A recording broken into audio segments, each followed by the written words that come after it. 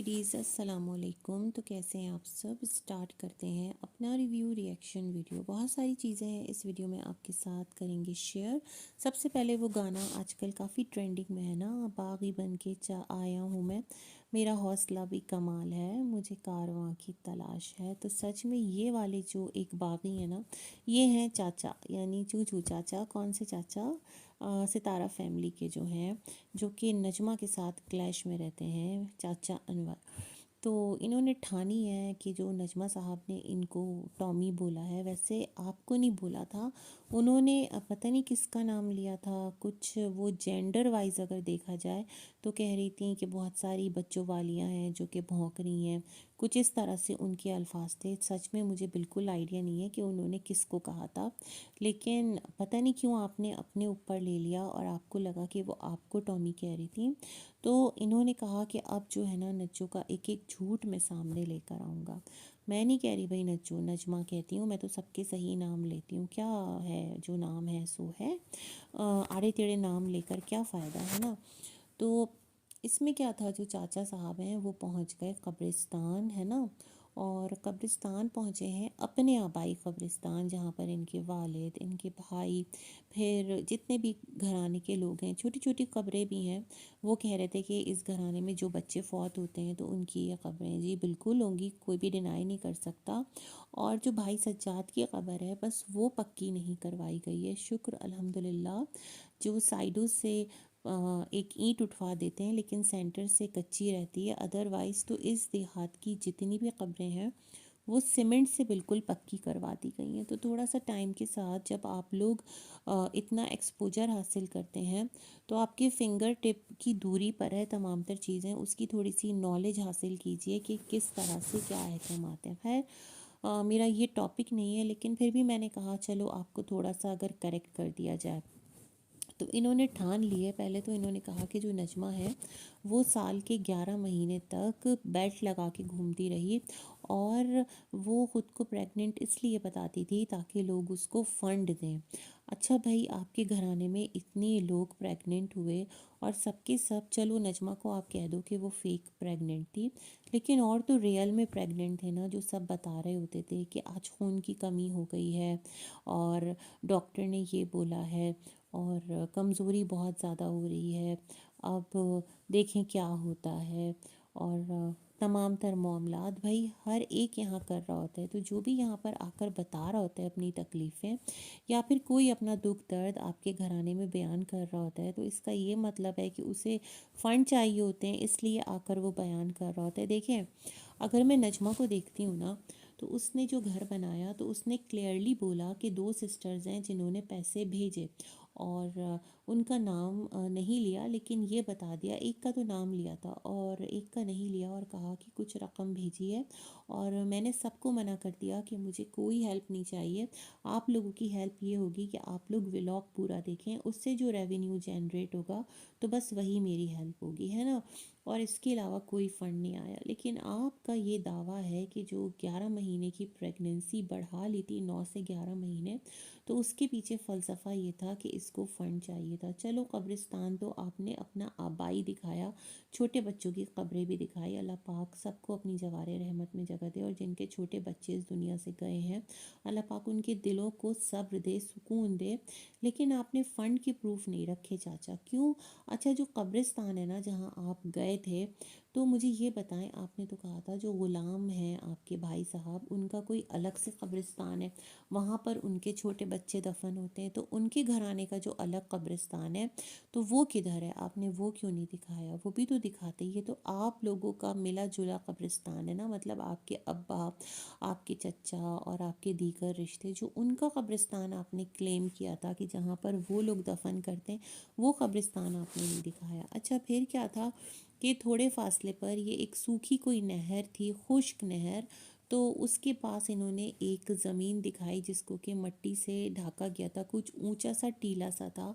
तो इनका कहना था कि ये है फ़ारूक के बेटे की कब्र जो उसने बनाई। ठीक है, आपका ये कहना था। अब मुझे ये बताएं, देखें, थोड़ा सा लॉजिकल होकर सोचिएगा, थोड़ा सा अपना जो जहन है ना उसको इस्तेमाल कीजिएगा। फ़ारूक को क्या ज़रूरत थी कब्र बनाने की? वो बस कह देता कि बस यहाँ तक मैंने वीडियो में दिखाया है, और किसी भी जगह को बोल देता, खुद जाकर अपनी ऑडियंस को दिखा देता कि देखें ये है खबर, और इस तरह से अगर उसको पूरा फुल झूठ बोलना होता ना, ताकि लोगों की तसल्ली कराए, लोगों को बताए कि देखो भाई, हमने तो जो तमाम तर चीज़ें वो आपके साथ शेयर कर दी, बट उसने नहीं दिखाई वो खबर, है ना। ये इसको आप कब्र कह रहे हैं। अब आपको कैसे पता कि ये कब्र जो है ये फ़ारूक के बेटे की है? क्योंकि आगे चलकर जब आप वीडियो में जाते हैं तो वहाँ पर एक साहब को लेकर आप खड़े हुए होते हैं, वो आपके दोस्त हैं, भाई हैं, और वही कुलसुम साहिबा के जो कि आपकी पोती धोती की सास हैं, और जिनके बारे में आपने कहा था कि इस घराने में फ़ारूक ने रिश्ता दे कैसे दिया, इतनी लड़ाइयाँ हुई थी, झगड़े हुए थे, और जिन साहब के साथ आप खड़े थे वो भी कह रहे थे कि हाँ बहुत लड़ाइयाँ झगड़े थे, लेकिन हमारी दोस्ती पर कोई फ़र्क नहीं आया, और फ़ारूक से रोज़ मुलाकात होती है, हमें तो नहीं पता ऐसा कोई वाक़या हुआ है ना। आप उनको लेकर आ गए और कह रहे हैं लो देख लो, इनको नहीं पता। तो भाई आप ये बताएं कि जो आज़ाद साहब हैं, कि जिनसे आपने पूछा था कि तुमने बच्चे की शक्ल देखी, तो उसने कहा नहीं देखी, आप उनको लेकर वीडियो में क्यों नहीं आए? भाई जब इतना बड़ा स्टेटमेंट आप उनके रेफरेंस से दे रहे हैं, तो मेरे ख्याल में आप उनको लेकर आते वीडियो में और बोलते कि जब तुमने मुझे बात जो बताई है तो आ जाओ यार ज़रा वीडियो में भी, क्योंकि मैंने तो अपनी ऑडियंस के साथ ये बात कर दी थी, है ना। तो अगर उनको वीडियो में लेकर आते तो ज़्यादा बेटर होता। इन्होंने नहीं सुना, लेकिन जो आपका मदनी है, जो कि आपका भतीजा है, और किसका बेटा है वो भाई, जहन से निकल जाता है, गुलाम सरवर का बेटा है ना। आपके जो सरवर भाई साहब हैं जो अभी आए थे, और जिनकी बेगम पता नहीं अभी यहीं हैं या वो चली गई हैं सऊदीया, अल्लाह जाने, जिनको कि कितने लाख रुपए चाहिए थे, जो सितारा बोल रही थी हम बैठे हैं ना आपकी हेल्प के लिए, बस थोड़ी सी और रकम की ज़रूरत है, जो उनके कमर के मोहरों का इलाज था। तो खैर अल्लाह पाक सबके लिए आसानी करे। तो अब आप मुझे ये बताएं कि अगर वो अपनी तकलीफ़ बता रही थी यूट्यूब पर, तो क्या उनको भी फ़ंड चाहिए था? समझ नहीं आती बहुत सारी चीज़ें आप लोगों की ना। एक तरफ अगर कोई बताता है तो आप कहते हैं वो फ़ंड ले रहा है, लेकिन दूसरी तरफ कोई और अपनी तकलीफ़ बता रहा है तो उस बारे में आप सरासर खामोश हैं। तो खैर मुझे ये बताएं, आप मदनी से पूछ लेते कि भाई तुम्हारी बीवी कह रही है, इतनी तारीफ़ कर रही है कि भाभी बहुत अच्छी हैं, और भाभी के घर में ऐसा हो गया, उसको पता चल गया, मदनी को पता चल गया। और अभी तो काशिफ जो है उसने वीडियो में हलीमा की जो अब्बा अम्मा हैं, उनके हवाले से कहा कि वो लोग अभी तक अफसोस करने नहीं गए हैं फ़ारूक के पास, क्योंकि ज़ाहिर बात है समधी है ना, फौजिया के सास ससुर हैं होने वाले, और यही दोनों बेचारे तो गए थे कुछ दुपट्टा लेकर, कुछ पैसे लेकर, बड़ी सादा सी दुआए खैर हुई थी फौजिया की, और उसकी बात पक्की हो गई थी। इनके बेटे इकराम नाम है ना उसके साथ।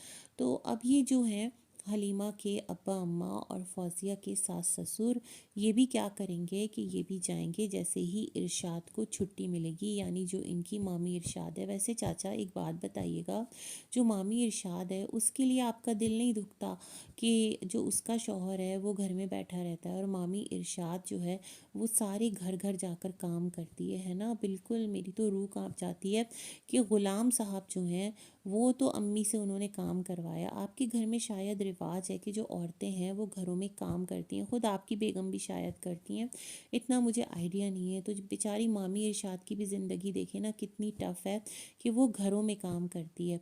और रमज़ान को देखें, हलीमा को कह रहा था 23 साल की वो लड़की है, कितना झूठ बोल रहा था। ये तमाम तर चीज़ें आपने क्लियर नहीं की, आप बस नजमा की जो प्रेगनेंसी है उसके पीछे जेम्स बॉन्ड की तरह लग गए हैं ना, और अपने तरीके से चीज़ों को ला ला कर यूट्यूब पर रख रहे हैं कि लोग आपकी जो लाई गई बात है उसको सच माने, है ना। तो सिलसिले बड़े अजीब हैं। अब आप क्या कहेंगे, क्यों आ रहे हैं जो नजमा के समधी समधन है वो अफसोस करने? क्या रीज़न है? कोई तो रीज़न होगा, कोई तो लॉजिक होगी ना इसके पीछे। और फिर अम्मा आई नजमा के व्लॉग में, जिस तरह नजमा ने उनको शो नहीं किया है ना। तो ये तमाम तर हालातों वाक़यात क्या हैं, कौन सी एक जो है ना आप उस पर चले हुए हैं, एक ट्रैक पर चले हुए हैं। और अगर आपने बच्चे की कब्र दिखाई थी तो भाई आप वहाँ पर आज़ाद को लेकर जाते, वो निशानदही करता कि ये है बच्चे की कब्र। आपको कैसे पता जब आज़ाद और फ़ारूकी गए थे बच्चे को दफनाने कि जो आपने मिट्टी का ढेर दिखाया है वो बच्चे की कब्र है? दूसरी बात, मैं आपके लिए थोड़ा सा और चीज़ों को वजाहत कर दूं कि जिस गांव में आप लोग रहते हैं, जिस देहात में आप लोग रहते हैं, या जो भी कस्बा है, मैंने सर्च किया है भाई कि वहाँ की रिवायत है, वहाँ का रिवाज है कि जो मुर्दा बच्चा पैदा होता है ना, उसको इस तरह नदी के किनारे दफनाते हैं। उसकी जो एक कब्रिस्तान है ना, वहाँ पर उसकी तदफीन नहीं होती। तो ये तमाम तर सिलसिले, पहले आप ख़ुद तो कंफर्म हो जाइए। जो आपने छोटी कब्रें दिखाई ना अपने गांव देहात की, तो वहाँ पर ये भी बता दीजिए, जो आयशा ने कहा था कि उसके बच्चे को कहाँ दफन किया, तो आपको उसके बच्चे की तो कब्र पता होगी ना कि कहाँ पर है, तो वो भी दिखा दीजिए। क्योंकि उसने तो यही एक इंडिकेशन दिया था कि क्योंकि उसका बच्चा भी मुर्दा पैदा हुआ था, तो उसकी भी फ़ौरन से तदफीन कर दी गई थी। और जो इस तरह के मासूम बच्चे होते हैं ना, उनके लिए फिर ज़्यादा दुनियावी रस्में नहीं की जाती, जैसे कि आगे कोई कुरान ख़्वानी करवाई जा रही है, कोई सोयम हो रहा है, फिर ये तमाम तर सिलसिले यूजुअली लोग नहीं करते, है ना। तो पूरी बात बताइए, क्योंकि जो आपको देखने वाली ऑडियंस है ना, उसमें बहुत सारे हमारे रिलीजियस फैलो नहीं हैं, वो दूसरे रिलीजन से हैं, वो दूसरे कंट्री से हैं, ताकि उनको भी कॉन्सेप्ट क्लियर हो। आप तो फिर इस तरह की बात करके निकल जाएंगे, उनको कुछ पता नहीं है, वो ला इल्मी में आकर आपको सच मान लेंगे और आपकी फेंकी गई हर बात पर कहेंगे यस यू आर राइट। ये तो यहाँ पर कोई अजीबी चीज़ हो गई है। मैं आपके कमेंट बॉक्स में पढ़ रही थी, लोग यहाँ तक कमेंट कर रहे थे कि आप अपने साथ पुलिस को लेकर जाएं, वो कब्र कुशाई करेगी, वहाँ से बच्चे को देखें उसकी डेड बॉडी है या नहीं। कितना एक्सट्रीम पे चले गए हैं। एक बच्चा मुर्दा पैदा हुआ है और उसको दुनिया से जाने के बाद भी, क्योंकि नजमा को झूठा साबित करना है, और जो लोग यहाँ पर उसकी प्रेगनेंसी को फेक कह रहे हैं, उनको ईदर बाय हुक और बाय क्रुक सच्चा साबित करना है। तो यहाँ तक लोग कमेंट कर रहे हैं कि जो कब्र है ना, उसकी खुदाई करके वहाँ पर पुलिस की निगरानी में तमाम तर चीज़ें की जाए। तो बड़े अफसोसनाक चीज़ें हैं। मुझे तो लगता है कि उल्टी आते आपके गले ना पड़ जाए। अगर नजमा, वो जो कहते हैं ना, उसका 1.25 महीना अब तक नहीं हुआ, और अगर वो उससे बाहर निकल के आपकी कंप्लेन कर देती है, फिर क्या होगा कि ये आदमी जो है ना बदनाम कर रहा है, या ये इस तरह से ये उसके पास सबूत है। फॉर एग्जांपल, अगर निकल आता है हॉस्पिटल का पेपर है, दाई साथ गई थी, या जो भी सिलसिला था, वो सब आकर आपके ख़िलाफ़ गवाही देते हैं, तो फिर आप कहाँ खड़े होंगे, है ना। और फ़ारूक आपके मरहूम भाई का बेटा है, आपकी फ़ारूक से तो कोई लड़ाई नहीं है, लेकिन आपको इतना भी लिहाज नहीं आ रहा कि इन तमाम तर चीज़ों में आप अपने मरहूम भाई के बेटे को, जो कि आपने कहा है ना ऑलरेडी बहुत डरता है नजमा से, जो भी है, तो आप उसकी लाइफ को कितना मुश्किल कर रहे हैं। हमें नहीं पता वो डरता है नहीं डरता, क्योंकि नजमा ने कहा है अगर जो भी चीज़ें उसके साथ होती है वो लाकर यहाँ रखते हैं, तो फिर लोग अम्मा और सितारा पर उंगलियाँ उठाएंगे, है ना। और लोग इस बारे में ये कहते हैं कि जो फ़ारूक है, किसका, आपका भतीजा, तो वो कुछ ड्रिंक श्रिंक करता है, तो दैट्स द रीज़न, और फिर अपनी बीवी पर टॉर्चर करता है। तो ये तमाम तर सिलसिले अगर सामने आ गए तो फिर बहुत गड़बड़ हो जाएगी। तो खैर, ये सारा कट्टा आपने खोला है और आप इस कट्टे को आगे लेकर कल भी चलेंगे। हालांकि इससे पहले जो आपका वीडियो आया था उसमें आपने कहा था आज इस तमाम तर चीज़ों को हम यहीं पर एंड करते हैं, लेकिन नहीं भाई, एक न्यू बिगनिंग जो है वो हो चुकी है स्टार्ट। अच्छा, अब क्या था, जो फातिमा है, उसका जो मिस्टर है ना वक़ार, वो भी आया हुआ है अपने ससुराल, और आ तो पहले से गया था। व्लॉग्स सबके जो है ना वो डिलेड आ रहे हैं। तो अब क्या है, उसने जिस तरह से व्लॉग कैप्चर किया, और जो अम्मा साग लेकर आई हैं, जिसके बारे में सितारा ने कहा था कि सीज़न का आखिरी साग है, तो अम्मा ने नज़रें झुका के कहा था हाँ शबाना ने रेडी करके दिया, जबकि उधर बैठी कौन, जो माहम है, वो साग की घुटाई कर रही थी। माहम नाम है ना, और अच्छा खासा साग जो है वो बन रहा था। तो मुझे लगता है ये साग बनाकर जो नजमा का घर है ना, वहाँ से, मैंने पहले भी कहा है कि अम्मा लेकर आई, और पनीरी वगैरह सब कुछ। तो खैर, बेटा जो है वो काश्तकार है और काश्त करता है, तो अम्मा ने मांगा होगा कि वहाँ पर सितारा के घर पर लगानी है, ये तमाम तर सिलसिले। तो ये चीज़ यहाँ से शो हो गई।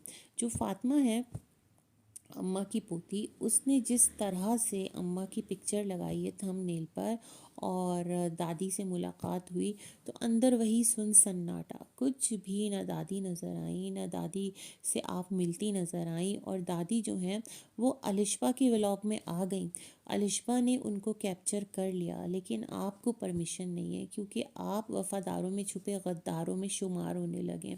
बैक पर आप लोग मिल रहे हैं, नहीं मिल रहे हमें नहीं पता, देखें, लेकिन फ्रंट पर जो चीज़ रिफ़्लेक्ट हो रही है वो यही रिफ़्लेक्ट हो रही है कि आप लोगों के व्लॉग में दादी अब फ़िलहाल तो नज़र नहीं आएंगी और आई भी नहीं। तो मुझे बड़ा अजीब लगा है, जैसे आप कह रही थी ना दादी नानी का प्यार होता है, तो भाई वो प्यार हमें दिखाएं भी तो कहाँ पर होता है। सिर्फ थंबनेल पर तस्वीर खींचकर आपने डाल दी, तो ऐसा कैसे है ना। और व्लॉग में आप मिलते हुए नज़र नहीं आए और गले लगते हुए नज़र नहीं आए। आपका कैमरा तब कहाँ था, थोड़ा तो कैमरा उठाते और लोगों को दिखाते हैं ना। तो ये तमाम तर सिलसिले बड़े अजीब लगते हैं मुझे और बहुत अफसोस होता है कि अजीब सा ही है सब कुछ। खैर जी, और इसके बाद सितारा के व्लॉग्स की तरफ चलते हैं। तो जो सितारा हैं उनका जो व्लॉग है वो आज नहीं आया। उनका व्लॉग बेसिकली ग्रैंड एंट्री में वो बिज़ी होंगी, तैयारी कर रही होंगी, लाइटनिंग वगैरह उनके घर पर हो रही थी, न्यू वाले वो बोल के आई थी और बड़ी रिलैक्स नज़र आ रही थी। और सितारा का कहना था कि हम लोग जब भी कहीं ट्रिप पर जाते थे ना तो वापस आते थे तो एक टेंशन होती थी कि हाय घर अपना नहीं है, और पता नहीं कौन सी टेंशन होती थी सितारा, मुझे ये भी समझ में नहीं आता। क्योंकि ट्रिप पर आप लोग जाते थे तो वापस आते थे तो घर तो आपका साफ़ सुथरा आपका वेलकम कर रहा होता था, जिन लोगों की भी निगरानी में आप घर छोड़कर जाते थे। किराए के घर का ये मतलब थोड़ी कि अगर आप कहीं घूमने निकल गए तो पीछे से घर कहीं चला जाएगा। भाई एग्रीमेंट के थ्रू आपका घर है और उसमें आप रह रहे हैं तो वो घर तो आपका ही रहेगा। बट पॉइंट इज़ दैट अब जो सितारा हैं उन्होंने अपना ज़ाती घर अनाउंस कर दिया है और देखते हैं अल्लाह पाक आपके लिए आसानी करे। तो इसमें जो है उनकी ग्रैंड एंट्री होना थी, तो जो ग्रैंड एंट्री थी मुझे लगता है वो आज आ जाएगा व्लॉग। और दैट्स द रीज़न कि उसकी तैयारियों में सब बिज़ी होंगे और पता नहीं वहाँ पर कौन कौन से गेस्ट आए होंगे। वैसे मैं एक चीज़ सोच रही थी सितारा, ऑडियंस और रिश्तेदारों और इधर उधर रिएक्शन चैनल्स के बीच फंस के ना आपने अपनी ज़िंदगी का बहुत जो गोल्डन फेज़ है ना उसको थोड़ा सा मुश्किल में डाल दिया है। देखें, आपका कोई भी इवेंट हो ना, आप कब तक उसको अकेले सेलिब्रेट कर सकते हैं, कब तक दो चार लोग इधर उधर से आपने बुलाए और आपने अपने दिल को खुश कर लिया। क्या कहते हैं कि जो रिश्ते होते हैं ना वो मैटर करते हैं, है ना। और अच्छा लगता है जो देखने वाले लोग होते हैं ना, जैसे कि ऑडियंस होती है, उसको भी तभी मज़ा आता है। वो सिर्फ आपको देखना नहीं चाहते हैं, जो एक नॉर्मल ऑडियंस होती है वो तमाम तर चीज़ें देखना चाहते हैं। कल्चरल किस तरह से इस घराने में फंक्शंस होते हैं, ये किन किन लोगों को इनवाइट करते हैं, इनके जो अपने हैं वो कैसे आते हैं। तो आप जिस तरह से अभी चल रही हैं ना, मुझे लगता है कि आपके जो व्लॉग्स की जो एक रैंकिंग डाउन हुई है उसका कहीं ना कहीं ये रीज़न भी है कि आपके पास दिखाने के लिए लोग नहीं हैं इन टर्म्स ऑफ मेहमान और ये तमाम तर सिलसिले। और एवरी टाइम आप इस तरह से ख़ुद को यहाँ पर लेकर आती हैं कि बस आप जो हैं उन पर बहुत एक्सप्लॉइट कर रहे हैं, उनके रिश्तेदार उनको यूज़ कर रहे हैं। और इस तरह हमेशा आपकी जो बिरादरी है, रिश्तेदार है, उनको ना हमेशा एक तरह से दुनिया में बहुत गलत तरीके से पोर्ट्रे हो रहे होते हैं। और कहीं ना कहीं जब आपकी बिरादरी और रिश्तेदार गलत पोर्ट्रे होंगे तो फिर आप भी गलत पोर्ट्रे होंगे। तो ये तमाम तरह सिलसिले हैं, लेकिन देखते हैं ग्रैंड एंट्री में क्या क्या होता है। और अब सितारा, अब तो एग्ज़ाम्स बच्चों के कितने नज़दीक हैं, है ना, और स्टडीज़ का कितना लॉस हो रहा होगा, मैं ये सोचती हूँ। खैर जी, जब आपकी ग्रैंड एंट्री हो जाएगी तो उसके बाद फिर आप होम टूर भी देंगी और तमाम तर सिलसिले होंगे। तो होप सो कि सब कुछ अच्छा हो, चीज़ें अच्छे से हों। लेकिन सितारा, एक बात मैं और कहना चाह रही थी कि जो आपका ये आसमान वाला चैनल है ये क्यों साइलेंट है, इस पर भी आप बहुत कुछ डाल सकती हैं। आप बहुत लेज़ी हो गई हैं सितारा, मतलब थोड़ा सा आप बीटीएस डाल सकती थी इसके ऊपर अपने व्लॉग्स का, 5 मिनट के ही व्लॉग्स डाल दें, है ना। हम तो यही कहेंगे भाई, आपके पास अगर चैनल्स हैं तो अवेल इट और उससे अर्न कीजिए, क्यों नहीं अर्न कर रहे हैं ना। जिस हिसाब से आप दोनों हाथों से पैसे लुटा रही होती हैं सितारा, इसराफ कर रही होती हैं, तो उस हिसाब से तो आपके पास सोने का पहाड़ भी हो तो एक दिन वो फिनिश हो जाएगा, है ना। हर चीज़ की एक लिमिट होती है, और पैसा जो है ना वो बहता पानी है, वो कभी भी एक जगह ठहरता नहीं। और अगर एक जगह ठहर जाए ना, तो जैसे ठहरा हुआ पानी जौहर बन जाता है ना, तो वैसे रुकी हुई दौलत वो भी जौहर बन जाती है। तो इसलिए उसका रवां रहना बहुत ज़रूरी है ना। तो कहाँ पर आप अपने पैसे इन्वेस्ट कर रहे हैं, किस तरह से उसको यूज़ कर रहे हैं, ये तमाम तर चीज़ें बहुत मैटर करती हैं।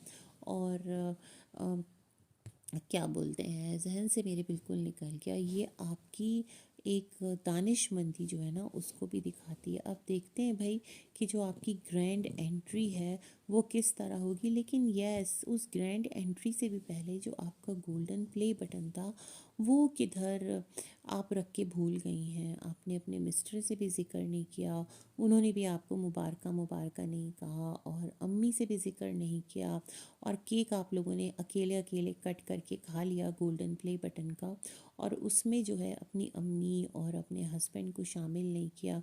इतनी बड़ी आपकी अचीवमेंट और इतना बड़ा आपका ज़िंदगी का मोमेंट कि जिसको आप अपने न्यू घर में लेकर जाएंगी, तो उसको क्यों रख के आप लोग भूल गए, और उसका कोई ज़िक्र फ़िक्र क्यों नहीं किया, ये भी मैं सोच रही थी। बाकी जी, मुझे ऐसा लगता है कि जो कौसर है, आप वो आया ही चाहती है, या फिर ये कि हो सकता है भाई डिलीवरी इस बार उसकी विलेज में हो, या फिर ये हो सकता है कि सितारा दोबारा से सिटी बुलाएं, फिर लोग सितारा को कहें सितारा तुमने इब्राहिम की भी डिलीवरी करवाई थी और अब तुम कौसर के दूसरे बच्चे की भी डिलीवरी करवा रही हो, क्यों तुम इतना खर्च कर रही हो। ये भी हो सकता है कि सितारा का जो व्लॉग है आने वाले दिनों में वो ये सीन हमें कैप्चर करता नज़र आए। बहुत सारी चीज़ें हैं जो यहाँ पर पॉसिबल हैं। लेट्स सी क्या होता है क्या नहीं होता है, और जब चीज़ें होंगी तब हम देख लेंगे। लेकिन अब तक के लिए इतना ही, मिलेंगे एक और रिव्यू में, तब तक के लिए अल्लाह हाफिज़।